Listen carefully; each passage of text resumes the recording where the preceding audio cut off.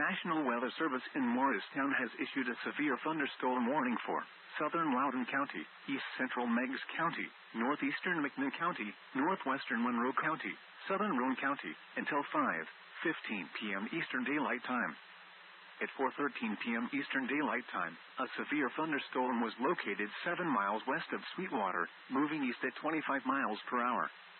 Hazard, 60 miles per hour wind gusts and nickel-size hail. Source, radar indicated. Impact, expects damage to roofs, siding, and trees.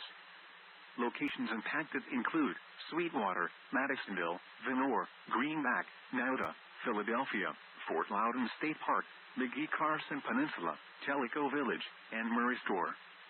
This includes Interstate 75 in Tennessee between mile markers 55 and 69. For your protection, move to an interior room on the lowest floor of a building.